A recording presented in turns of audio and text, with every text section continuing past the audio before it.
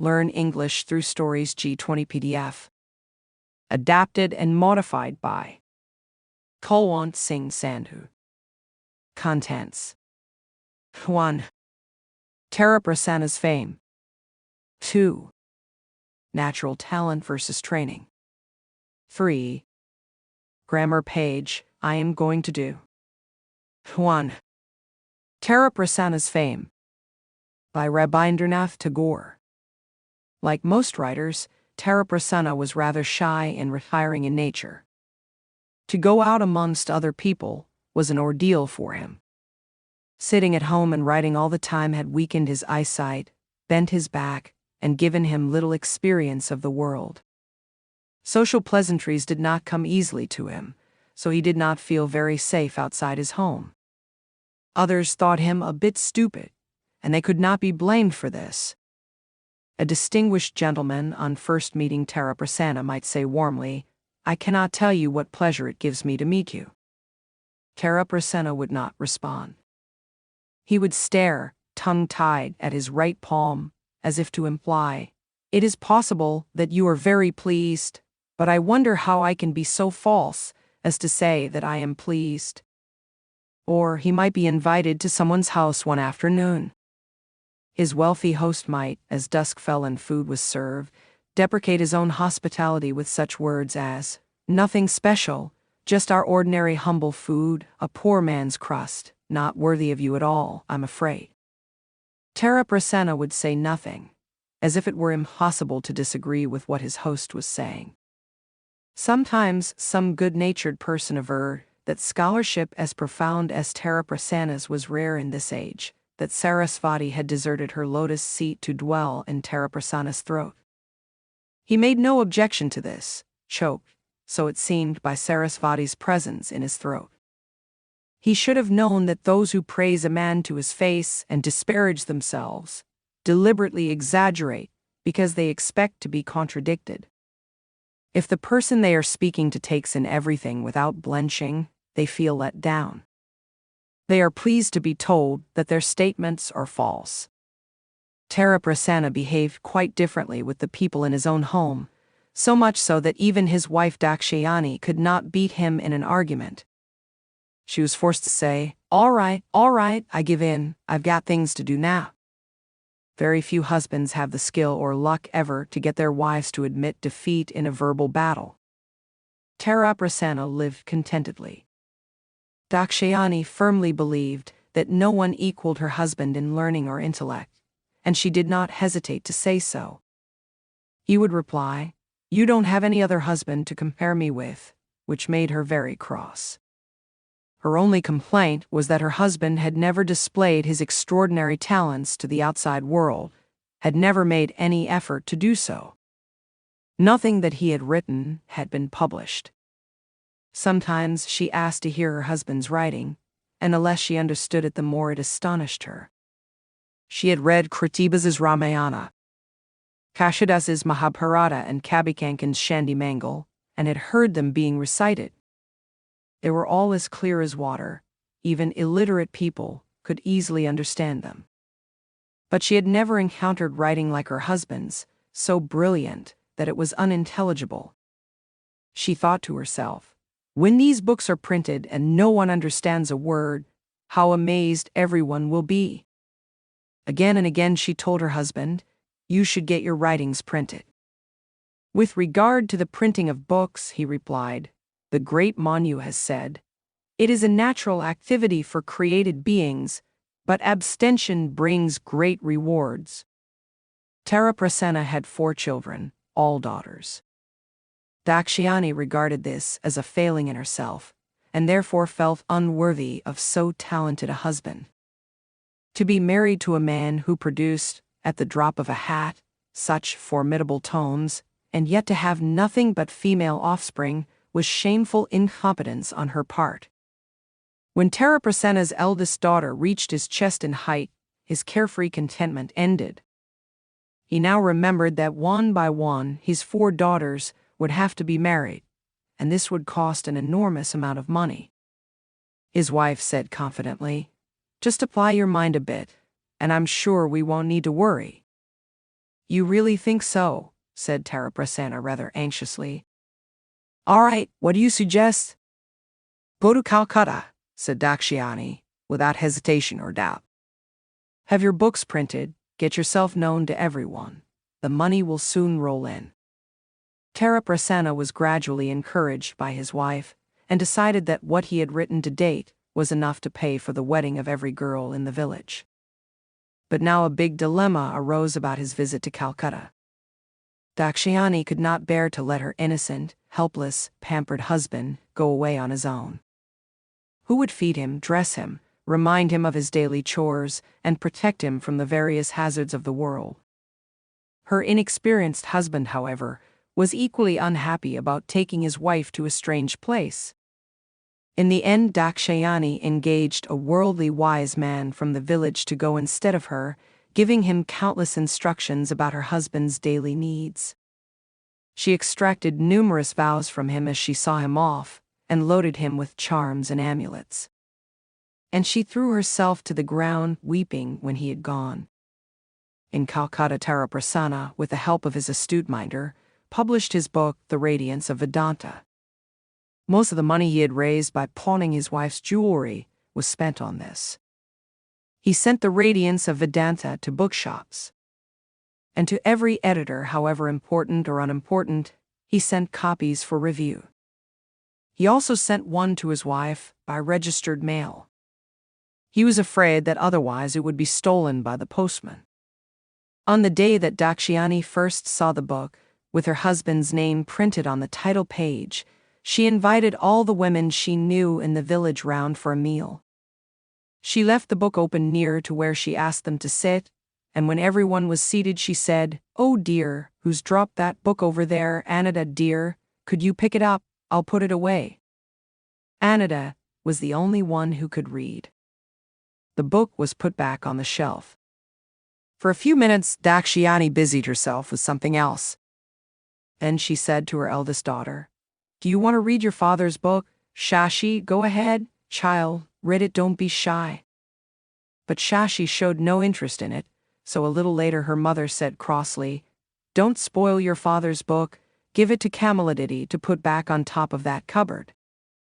If the book had been conscious of anything, it would have felt like the death of Vedanta after such a day of torment.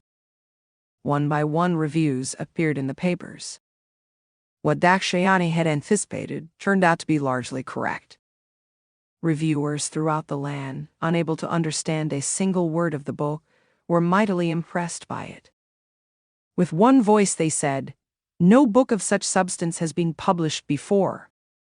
Critics who never touched a book beyond Bengali translations of Reynolds' London Mystery wrote with great enthusiasm. If instead of sackfuls of plays and novels more books like this could come out, Bengali literature would really attract readers. Men who for generations had never heard of Vedanta wrote, "We do not concur with Taraprasana Babu on every point. Lack of space prevents us from saying where, on the whole, however, our views are in agreement with the authors." On the basis of that statement, if true, the book on the whole should have been thrown to the flames. From wherever there were libraries or no libraries, librarians wrote to Taraprasana asking for the book, buying it with their official letter heads rather than with money. Many wrote, "Your thoughtful book has met a great need in our country." Taraprasana was not quite sure what they meant by thoughtful, but he proudly posted The Radiance of Vedanta to every library at his own expense. Just when his pleasure at all these words of praise had reached its height, a letter came from Dakshiani. She was expecting a fifth child very soon. He and his custodian now went round to the shops to collect the money the book had earned, but the shopkeepers all said the same. Not a single copy had been sold. Only in one place did he hear that someone had written from the country asking for the book. It was sent cash on delivery and return. No one had taken it.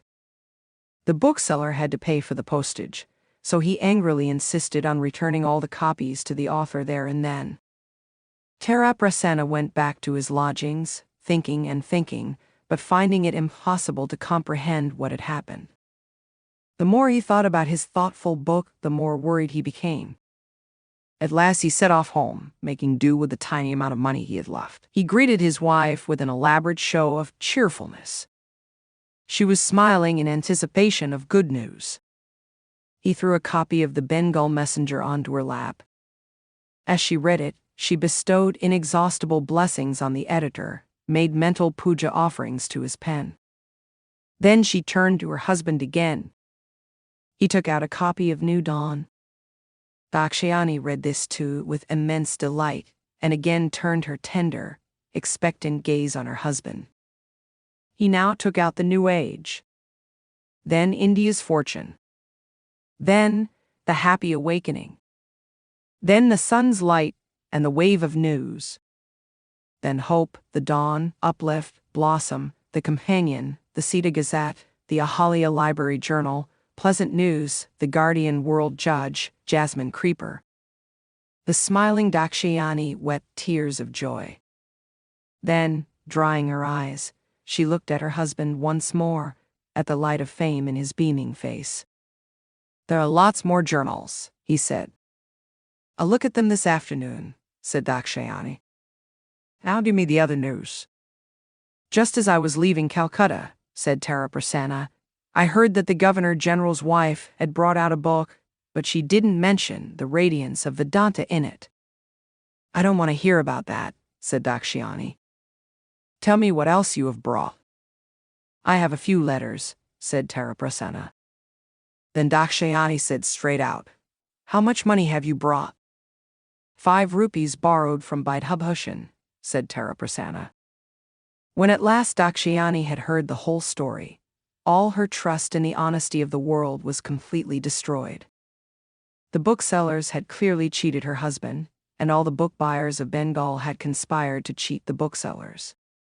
Finally, she concluded that Bhaidhabhushan, the man she had sent with her husband to deputize for her, had secretly been in league with the booksellers. And come to think of it, Bishvambhar Chatterjee from across the village, her husband's chief enemy, had surely had a part in the plot. Yes, 2 days after her husband had left for Calcutta, she had seen Bishvambhar talking to Kene Pal under the banyan tree. It did not occur to her that Bishvambhar quite often chatted to Kene Pal, for the conspiracy was now as clear as daylight to her. Dakshayani's domestic worries continued to grow. The failure of this one simple way of earning money redoubled her shame that she had so sinfully borne only daughters. Neither Bishvambhar Bhaidhabhushan nor all the inhabitants of Bengal could be held responsible for this. The shame rested on her alone, though she also blamed her daughters themselves, those that she had and those that she might yet have. She had not a moment's peace of mind, day or night. Her state of health, as her confinement approached, became so bad that everyone was very alarmed. The helpless, distraught Tara Prasanna went to Bishvambhar and said, "Dada, if you could take 50 or so of my books as a pledge for a loan, I could send for a good midwife from town." "Don't worry, my friend," said Bishvambhar. "I'll give you the money you need, you keep the books." He then persuaded Kene Pal to lend him some money, and Bhaidhabhushan went to Calcutta at his own expense to fetch the midwife. Impelled by something, Dakshayani called her husband into her room and said, making him vow to her, "Whenever that pain of yours gets bad, don't forget to take your dream medicine, and never take off the amulet the sannyasi gave you." Taking her husband's hands, she secured his promise on countless other minor matters. She also told him not to put any trust in Bhaidhabhushan, who had ruined him, so that now there was no question of putting her husband, medicine, amulet, blessings, and all into his hands. She repeatedly warned her husband, her trusting, forgetful, Shiva-like husband, about the heartless and crooked conspirators of this world. Finally, in a whisper, she said, "When my baby daughter is born, if she lives, see that she is called Vedanta Prabha, the radiance of Vedanta. Later you can call her simply Prabha." She took the dust of her husband's feet. In her mind was the thought, "I came into his house to give him nothing but daughters, perhaps his misfortunes will end now. When the midwife cried out, "Aimee, look here, what a beautiful little girl you have." Bakshiani took one look and then closed her eyes, saying faintly, "Vedantaprabha." She had no time to say any more in this world. 2. Natural talent versus training. The relative importance of natural talent and training is a frequent topic of discussion when people try to explain different levels of ability in, for example, sport, art, or music. Obviously, education systems are based on the belief that all children can effectively be taught to acquire different skills, including those associated with sport, art, or music. So, from our own school experience, we can find plenty of evidence to support the view that a child can acquire these skills with continued teaching and guided practice.